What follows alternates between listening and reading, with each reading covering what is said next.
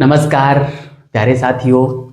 साक्षात्कार बैच चल रहा था और पिछली क्लास में हमने देखा था उदारवाद उग्रवाद के बारे में और बंगाल विभाजन के बारे में, स्वदेशी बहिष्कार आंदोलन, सूरत फूट, यहाँ तक हमने देख लिया था। ठीक है, इससे आगे का जो इतिहास है वो आज हम पढ़ेंगे। बड़ा ही महत्वपूर्ण है और यहाँ से भी सवाल अक्सर साक्षात्कार में हो या मेंस एग्जाम हो वहाँ पे अक्सर पूछे जाते हैं।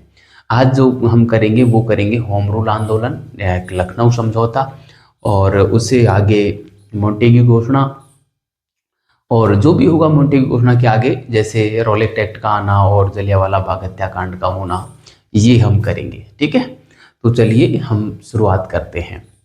प्यारे साथियों, होम रूल आंदोलन को हम पहले शुरुआत करते हैं। होम रूल का मतलब क्या होता है? देखो, होम रूल का मतलब होता है होम यानी घर, रूल यानी शासन, यानी घर का शासन, घर में घर का शासन, यानी कि भारत में जो शासन है वो भारतीयों के द्वारा चलाया जाना चाहिए, ऐसी मांग को लेकर जो आंदोलन किया गया वो होम रूल आंदोलन कहलाया।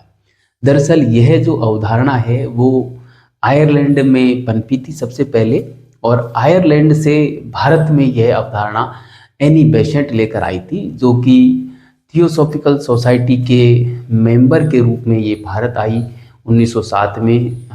थियोसॉफिकल सोसाइटी की अध्यक्षा भी बनी थी एनी बेसेंट। ठीक है, ये तो तथ्य मैंने ऐसे बता दिए, तथ्य आपसे पूछे नहीं जाएंगे। अब आते हैं होम रूल। होम रूल जो आंदोलन प्रारंभ हुआ भारत में, वो किस किसने यहाँ पे चलाया था और क्या इसका परिणाम रहा, क्या इसका प्रभाव रहा, क्या इसके उद्देश्य थे?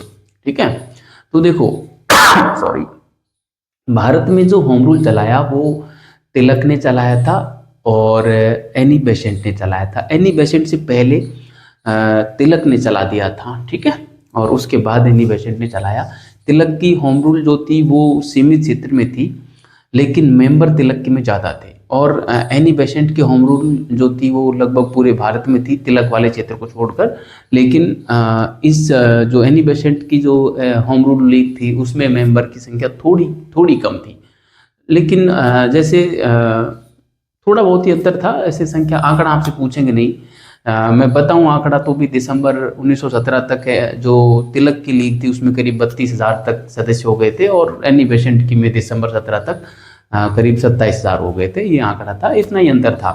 तो कैसे ये प्रारंभ हुई उसकी मैं बात करूं, देखो पिछली क्लास में हमने देखा था कि तिलक साहब को 1908 में मांडले जेल भेज दिया गया था, है ना। मांडले जेल से जब 1914 में ये रिहा हुए तो पूना के राष्ट्रवादियों से ये मिले, और पूना के राष्ट्रवादियों ने तिलक साहब को कहा कि आप होम रूल आंदोलन प्रारंभ करें। तब पूना के राष्ट्रवादियों की सलाह पर तिलक साहब ने होम रूल आंदोलन प्रारंभ किया 1916 में, और सॉरी, होम रूल आंदोलन प्रारंभ किया। उसके बाद उन्होंने जो है इसका जो केंद्र बनाया वो मुंबई और बेलगांव कर्नाटक से इन्होंने इसकी शुरुआत की थी। ठीक है, बेलगांव कर्नाटक से, ध्यान रखना। उसके अलावा मुंबई और मध्य प्रांत, दो शाखाएं इसकी बरार में भी थी, और एक शाखा इन्होंने लंदन में भी खोली थी डी ग्राहम पोल के नेतृत्व में। तो इस क्षेत्र में तिलक का होम रूल आंदोलन प्रारंभ हुआ। ठीक है,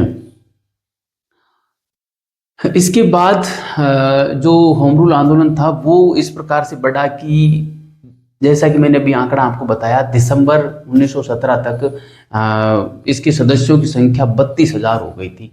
बड़ा जबरदस्त तरीके से ये चला था। ठीक है, और इसकी मांग जो थी वो क्या थी? देखिए, मैं सबसे पहले इसका मांग या मैं कहूँ उद्देश्य क्या था। दोनों ही home rule league, Annie Besant का हो या तिलक साहब का हो, उसके जो उद्देश्य थे वो एक ही थे कि ये स्वशासन चाहते थे, होम रूल चाहते थे। जैसा कि हमने इसके अर्थ में देखा, वही मांग इन लोगों की थी। और दूसरा इनका जो छिपा हुआ उद्देश्य था, वो छिपा हुआ उद्देश्य तिलक साहब का ये था कि भारत में जो स्वतंत्रता आंदोलन चल रहा था उसको गति देना ये चाहते थे। इसमें आम आदमी की भागीदारी बढ़ाना चाहते थे, युवाओं की भागीदारी बढ़ाना चाहते थे, महिलाओं की भागीदारी बढ़ाना चाहते थे। इन सारे उद्देश्यों को लेकर तिलक साहब ने और यह आंदोलन प्रारंभ किया था।